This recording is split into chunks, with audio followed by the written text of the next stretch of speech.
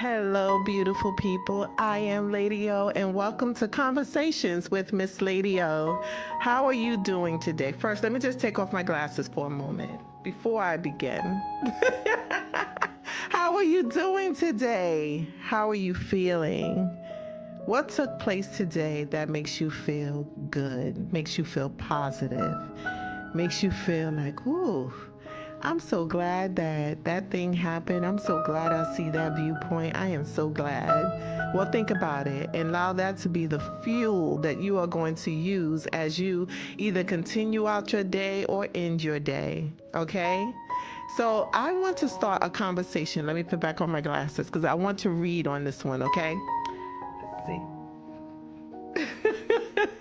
There we go. Do you like my glasses? I love them. These are my reading glasses for home. I want to start a conversation and I'm going to read it and I'm going to read it fairly quickly, but I want you to get the gist of what I'm talking about and let's, dive into the conversation in the chat. All right, here we go. So, I want to talk about something that really matters, and it is okay for us to disagree. I want to start off there, okay? So let's dive in. So I want to say that you do not have to agree with everything someone says in order to have a conversation. Today, I was reminded that two people can look at the same role, the same situation, the same responsibility, and see it through very different lenses. And that does not mean one person is wrong and the other is right. Healthy conversation is not about agreement. Healthy conversation is about respect. I think we can agree on that one, right?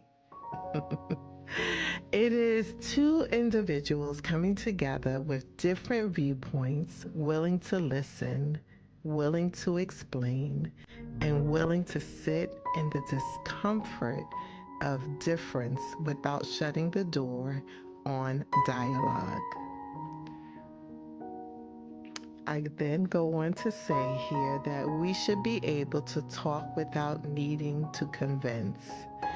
We should be able to listen without needing to win. We should be able to disagree without disconnecting. Sometimes the purpose of the conversation is not to change someone's mind, even though I believe that that's how we do have conversations at times. We have the conversation that we want to change the person's mind. So we don't listen. We don't listen to what is coming to us. We already have preconceived thoughts and we already have our reaction planned to block what someone is saying. That's why we don't see other people's viewpoints. Do you agree?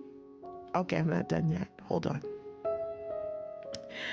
Let me start there again. Sometimes the purpose of the conversation is not to change someone's mind, but to expand perspective, to understand how someone else sees the world, the role, their responsibility, their values.